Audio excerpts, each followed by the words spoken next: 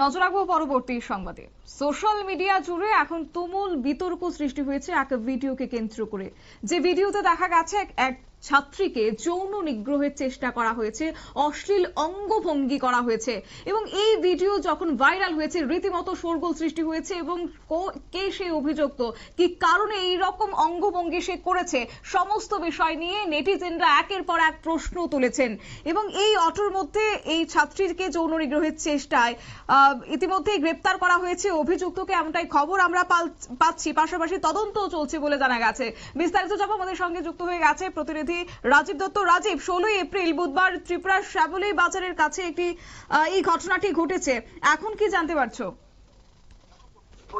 যে ঘটনাটা ঘটেছে সেটা কিন্তু সোশ্যাল মিডিয়ায় ভাইরাল হয়েছে ইতিমধ্যে, এবং এই ঘটনা যখন সোশ্যাল মিডিয়ায় ভাইরাল হয় তখন কিন্তু ত্রিপুরার যিনি প্রদ্যুৎ কিশোর মানিক্য দেব বর্মা তিনি কিন্তু এই বিষয়টা সচেষ্ট হন এবং তার চেষ্টাতেই কিন্তু police West Agartala women police station তারা এফআইআর নেয়। কারণ গতকাল রাত্রে বিক্ষোভও হয়েছে থানার সামনে এবং শেষমেশ এফআইআর নেওয়া হয় এবং 12 ঘন্টা পর অর্থাৎ আজ সকালে কিন্তু যিনি অভিযুক্ত, যার বিরুদ্ধে অভিযোগ তুলেছেন এই বিশ্ববিদ্যালয়ের এই ছাত্রী, তাকে কিন্তু গ্রেপ্তার করা হয়েছে। তার নাম হচ্ছে শ্যামল দাস, তার বাড়ি হচ্ছে গোমতী জেলার উদয়পুরে তার বাড়ি। আজ সকালে যখন পুলিশ গতকাল থেকে এফআইআর করার পর পুলিশ গতকাল থেকেই কিন্তু তল্লাশি শুরু করে, তাকে পাওয়া যাচ্ছিল না। তার বাড়িতেও পুলিশ যায়, গোমতীর যে উদয়পুরের বাড়ি সেখানে পুলিশ যায়, কিন্তু গতকাল রাত্রে তিনি ওখানে বাড়িতে যাননি।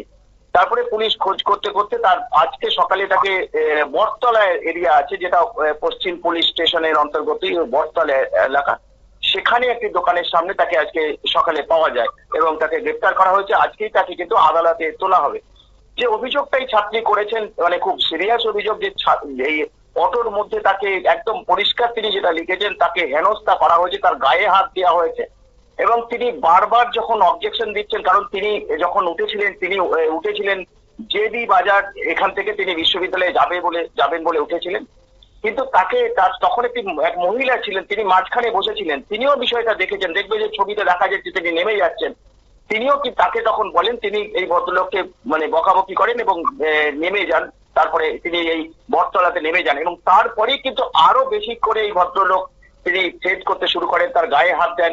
অটোওয়ালাকে তখন এই ছাত্রী তাকে বলে, কিন্তু তিনি কারোর কথা শোনেননি। বাধ্য হয়ে এই যখন উনি এই ছাত্রী নেমে যায় হচ্ছে শ্যামলী বাজারের কাছে, সেই সময় কিন্তু প্রচন্ড কান্নাকাটি করতে থাকেন এই ছাত্রী এবং তখনও কিন্তু তাকে ওই অটো থেকে নেমে ফলো করতে থাকে এবং আশেপাশের লোকজন জড়ো হয়ে যায়, তিনি সেই সময় পালিয়ে যায়।